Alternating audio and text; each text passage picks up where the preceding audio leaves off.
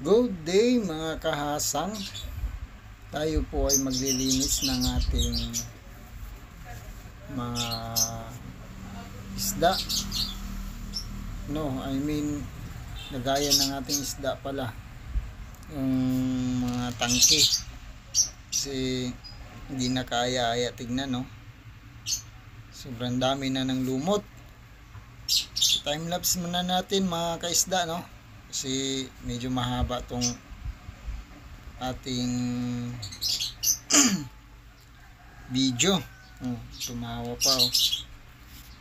So yun lang, ito munang sana mag-enjoy kayo at may matutunan sa video ito mga kaisda, no?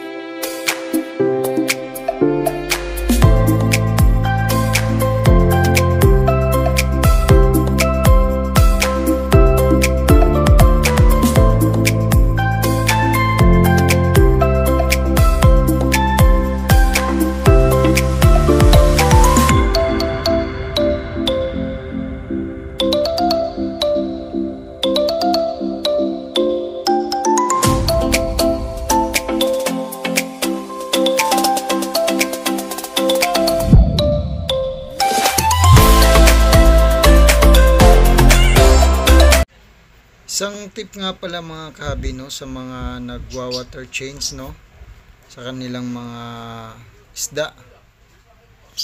Wag nyong 100% na water change mga kahabi, lalong lalo na sa ating mga flower horn. Hindi naman ako expert to, pero based sa aking na-experience, talagang na-stress sila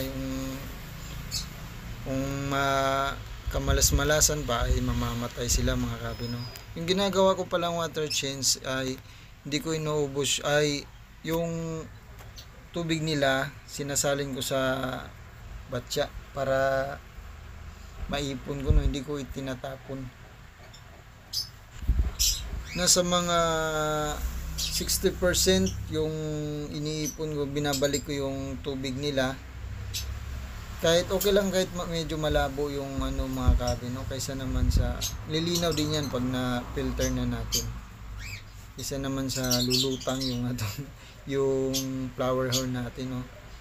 Yan, at pagkatapos nyo lagyan, ibalik yung tubig, lagyan yung asin, yung rock salt, no, tunawin nyo mga kahabi para sa mga bad bacteria, no, mamatay din yung mga bacteria na nandyan. Tsaka yung tulong din yan sa pag ng tubig nila, yung sa temperature, yung rock salt.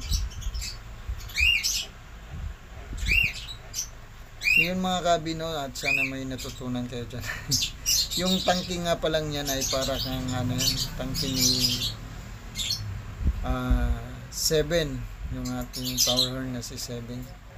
So babalik na pala natin dyan si 7, no mga kahabi.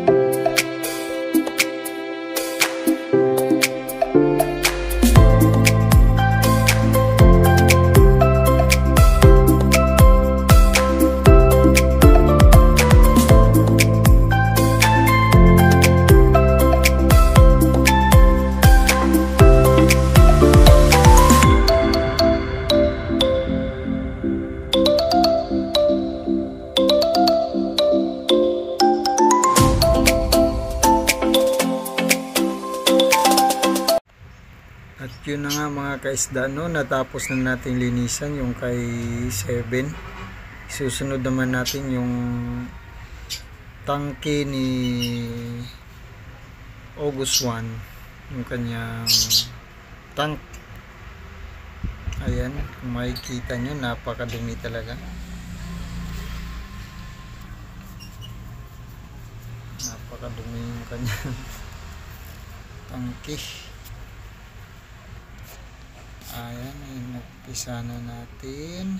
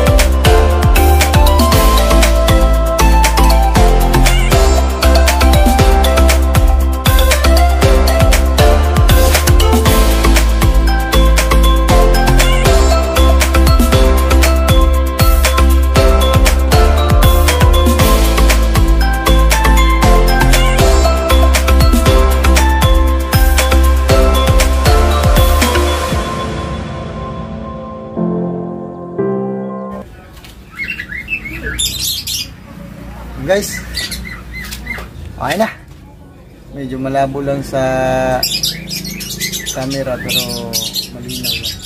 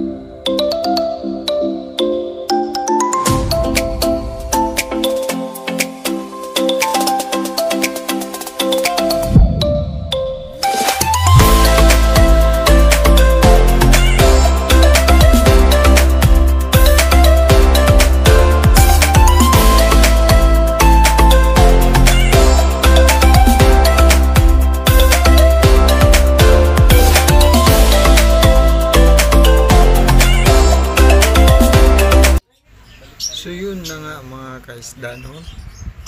Natapos na natin yung ating paglilinis sa ating mga aquarium, ng ating mga flower horn. Ayan na, medyo malabo pa lang siya kasi yan nga yung kanyang tubig, no? Pero maya maya lilinaw din yan kasi masasala na ng ating water filter. Ayan, mga kaisda. Yan nga pala si 7. So mga kaisda, uulitin ko nga pala, no? Ang hirap talaga mag mag voice over, uulitin ko mga kaisda, no? Number 1 tip, wag nyo pong i-100% na mag-change water kayo, no? Kasi ma-water shock yung ating mga isda, no? Lalong-lalo na dito sa flower horn kasi pag yan na water shock ay 50-50 talaga yan, mga kabi. Mahirapan ka na mag-recover o mahirapan na sila makapag-recover, no? Kasi nga ay mahina sila sa mga biglaang palit ng tubig. Base lang naman yan sa aking naranasan. Yung isa ko kasing flower horn ay ganun ang nangyari nung first time ko palang mag-alaga, tapos hindi ko alam, nag-change ako ng 100%, yun, lumutang. So yun, may natutunan ako dun sa pangyayaring yun. Huwag kayong mag water change na 100%, siguro sa mga 60% lang, mga kabi or mga kaisda. Yan. Kaya medyo malabo pa yung tubig nila kasi yan yung kanilang tubig. Sinala ko lang kanina ng pagtanggal ko. ayan, medyo kasi kung nung una dati si si 7 yung nag 100% ako, buti na lang meron na akong nun heater. Dapat may heater kayo mga kabe, tapos obserbahan nyo yung isda nyo kung medyo iba na yung ginagawa na yung galaw niya, lagyan nyo kaagad ng heater. At huwag nyo kalimutan maglagay ng ng rock salt. Number 1 din yan sa temperature din nila yan, tapos sa antibacteria. So yun, sana may mga natutunan kayo mga kaisda, no? Hindi. So yun, hanggang dito na lang mga kaisda. Maraming salamat sa panunod at sana'y meron kayong natutunan, no, sa ating kaunting paliwanag or tips sa regarding sa ating mga isda sa paglilinis. Yan, maraming salamat mga kaisda. Salamat sa panunood at sana meron kayong natutunan kahit papano. Yun, hanggang sa muli. At ito nga pala yung papakita ko sa inyo yung before and after natin nalinis yung ating mga tank, no? Hirap mag voice over. Ito na yun mga kaisda.